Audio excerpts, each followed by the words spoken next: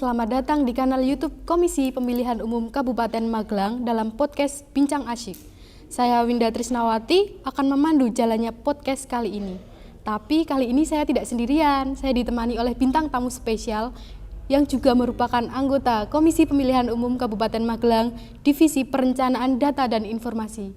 Halo Pak Rofik, selamat datang. Selamat datang.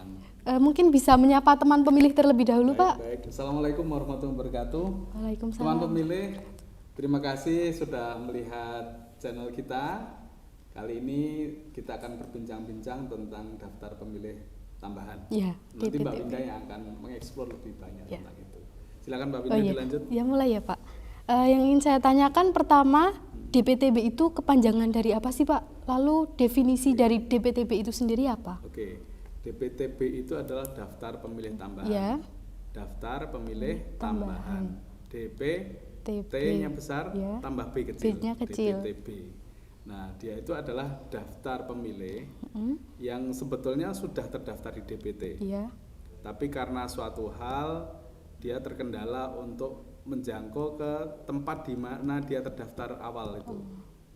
Sehingga dia akan menggunakan hak pilih di tempat lain, di TPS lain. Nah, dia bisa dilayani untuk menggunakan hak pilihnya, tetapi dia harus mengurus namanya DPTB, atau pindah memilih. Gitu Mbak Winda. Ya. Lanjut Pak. Ya. Jika ada teman pemilih yang ingin menelaah dan mengkaji lebih lanjut mengenai DPTB itu, apakah ada regulasi dari KPU yang mengatur mengenai DPTB sendiri? Oh, iya. Ya, regulasinya sebenarnya sama dengan yang sebelum-sebelumnya ya. Jadi kita pasti mengacu pada Undang-Undang 7 tahun 2017 sebagaimana telah diubah dengan Undang-Undang Nomor 7 tahun 2023 tentang pemilihan umum.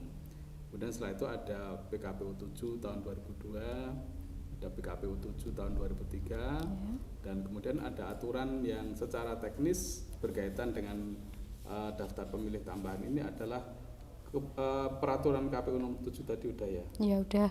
Terus keputusan KPU nomor 27 tahun 2023 tentang penyusunan daftar pemilih dalam negeri, dan di situ ada secara detail tentang Diatur DPTB. secara detail ya berarti ya Pak. Secara detail ya. Lanjut, siapa saja sih Pak yang masuk ke dalam DPTB itu? Oh iya. Jadi DPTB ini itu bisa diurus sampai tanggal 15 Januari. 15 Januari 2024. 2024 ya. Itu bagi mereka yang termasuk dalam beberapa kategori ya. Pertama adalah bertugas di tempat lain. Misalnya ini terutama teman-teman penyelenggara itu kan kadang dia harus monitor. Iya. Misalnya dia bertugasnya di Semarang, di provinsi, harus monitor ke Magelang, maka dia bisa mengurus DPTB ini. Kemudian yang kedua adalah menjalani rawat inap. Jadi dia sakit dan harus dirawat. Misalnya dari Papua karena sakit dia harus dirawat di Magelang karena misalnya perawatannya hanya di Magelang, maka dia bisa mengurus itu. Dan itu H-30. H-30. Ya. Terus kemudian teman-teman yang bisa mengurus DPTB ini itu ada 9 golongan. 9 golongan atau 9 kelompok. Yang paling mudah sebenarnya adalah pindah domisili. Pindah domisili. Jadi misalnya Mbak Winda sekarang tinggalnya di mana Mbak Winda? Saya Kota Oh, di Magelang. Kota Magelang ya. Kemudian karena sudah menikah, Ya. pindah domisili ke Jogja misalnya. Jogja. Nah, Mbak Winda yang semula terdaftar di Kota Magelang ini pindah domisili itu maksudnya pindah KTP. Alamatnya KTP berubah. Dia pindah ke Jogja.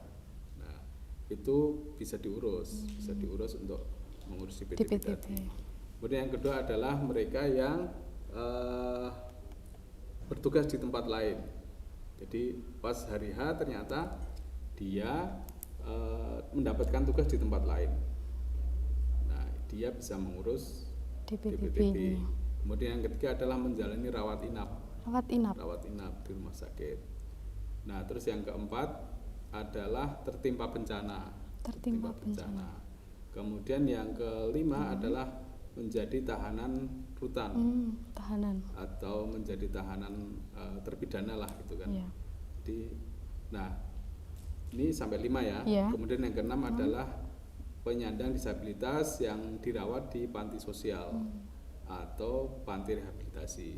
Disabilitas yang dirawat di panti sosial atau rehabilitasi. Kemudian yang berikutnya ketujuh, menjalani rehabilitasi narkoba. Itu bisa mengurus DPTB. Kemudian yang 8, bekerja di luar domisili. Bekerja di luar domisili. Ya. Misalnya dia terdaftar di Jogja, tapi karena bekerjanya di Magelang, nah itu bisa ngurus untuk pindah milih di sini gitu. Kemudian yang ke berapa?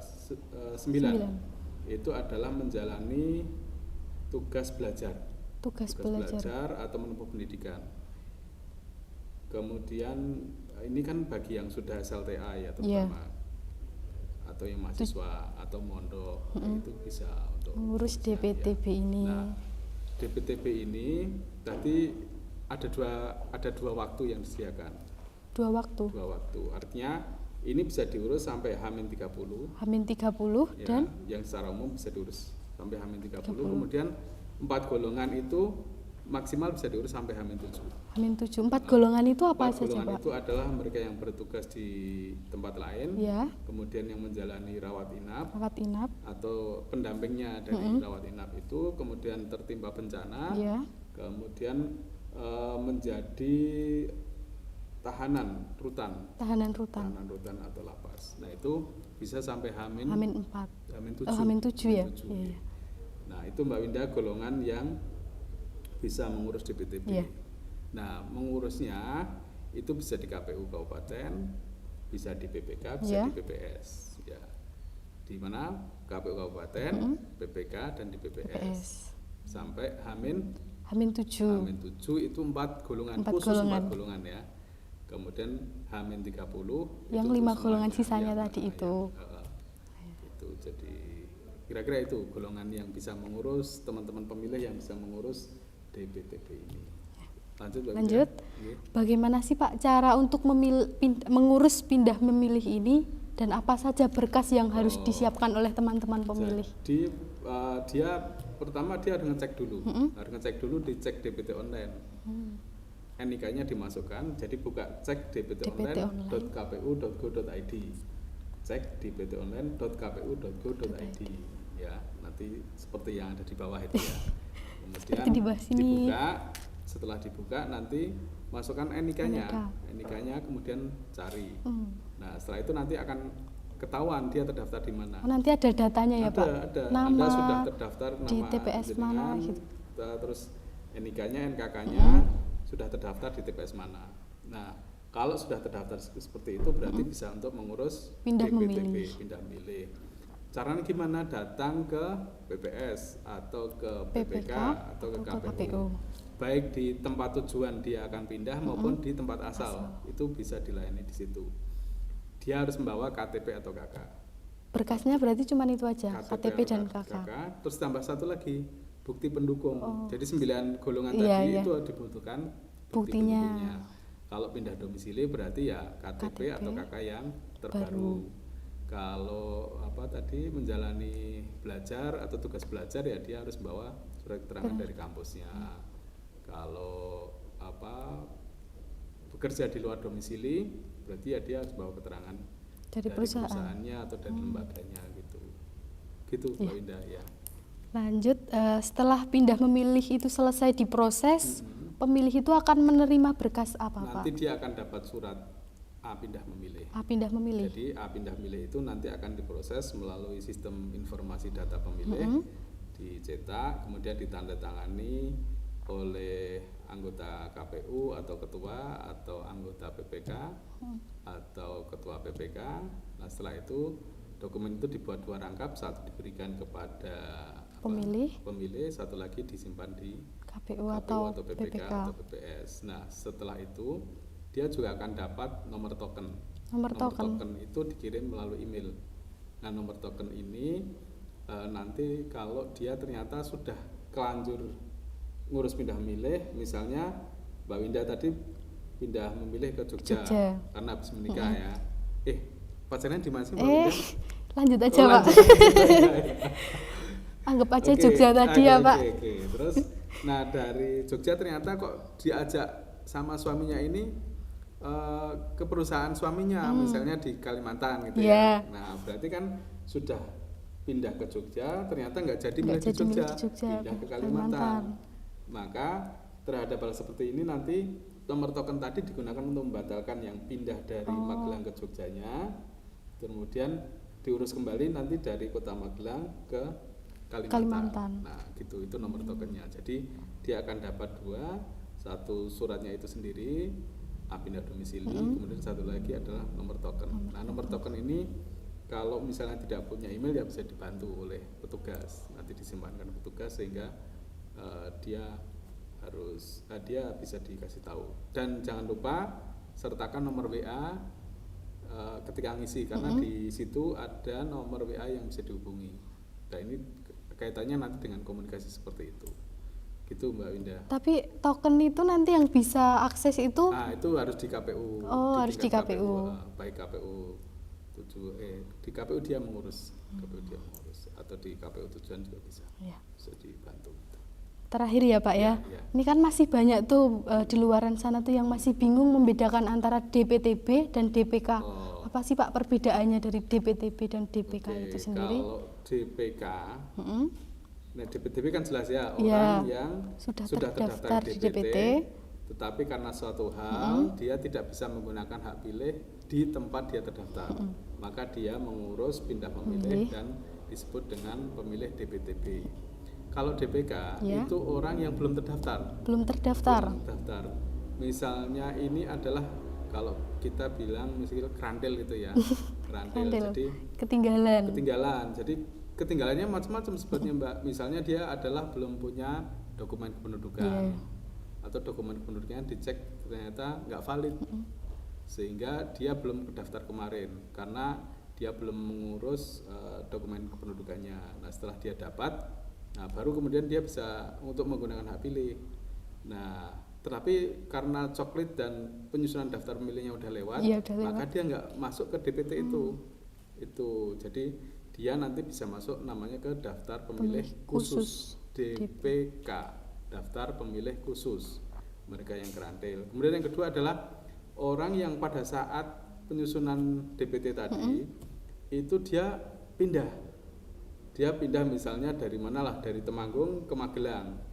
Di Temanggung dia udah dicoret karena dia sudah pindah, ternyata dia nggak melapor ke Magelang saat itu, sehingga di sana udah dicoret, di sini belum masuk. Nah dia nanti bisa menggunakan DPK, daftar pemilih khusus. Nah daftar pemilih khusus ini diidentifikasi dari sekarang sehingga dia itu bisa menggunakan hak pilihnya di TPS terdekat di mana dia alamatnya berada. Jadi kalau Mbak Winda alamatnya itu ada di mana Mbak? Saya Nambangan. Nah di Nambangan di RT sekian itu, maka di TPS yang ada di situ Mbak Winda boleh menggunakan hak pilihnya. Dan hak pilihnya itu bisa digunakan dengan catatan satu ada surat suaranya. Karena surat suara yang dikirim dari KPU ke TPS itu adalah DPT plus 2%. Plus 2%. Jadi selagi masih ada sisa, kita masih bisa. Bisa, tetapi diingat bahwa penggunaan hak pilih bagi DPK itu nanti setelah jam 12. Jadi 1 jam terakhir, jam 12 sampai jam 1 itu baru bisa menggunakan. Jadi bedanya adalah kalau DPTB ini sudah terdaftar di DPT dan dia tidak bisa menggunakan di tempat dia terdaftar tadi itu. Kalau DPK dia belum terdaftar di DPT dan hanya bisa menggunakan di TPS di mana alamat KTP itu berada dan pada saat jam 12 sampai jam 1. Dengan catatan surat suaranya masih tersedia. Gitu. Berarti kalau DPK itu nanti dia ke TPS-nya cukup membawa KTP saja. Cukup membawa KTP. Tapi ada baiknya sekarang kalau terjadi seperti itu sudah dicek DPT online-nya ada, konfirmasi ke KPU. TPS atau KPU atau ini karena biar kemudian misalnya ada DPTB yang masuk di TPS-nya Mbak Winda tadi itu tidak dihabiskan untuk DPTB. Misalnya DPTB-nya kok banyak banget di TPS Mbak Winda, maka yang DPK tadi dialokasikan dulu. yang DPTP-nya bisa digeser ke sekitar TPS-nya Mbak TPS Winda, terdekat lagi. terdekat, sehingga pada hari H itu sudah disiapkan secara lebih matang gitu Mbak Winda. Ya. Nah, mungkin cukup ya Pak ya. Makasih, Terima Mas Yoga. kasih sekali Iya, sudah iya. mau mengisi podcast kali ini. Ya, Mungkin cukup teman pemilih untuk podcast kali ini. Terima kasih atas waktunya yang telah Bapak sempatkan di sela-sela kesibukannya. makasih Mbak Winda. Untuk teman pemilih, jangan lupa follow media sosial Komisi Pemilihan Umum Kabupaten Magelang untuk mengikuti update terbaru mengenai kepemiluan. Dan jangan lupa juga untuk subscribe, like, comment, and share channel YouTube Komisi Pemilihan Umum Kabupaten Magelang. Terima kasih.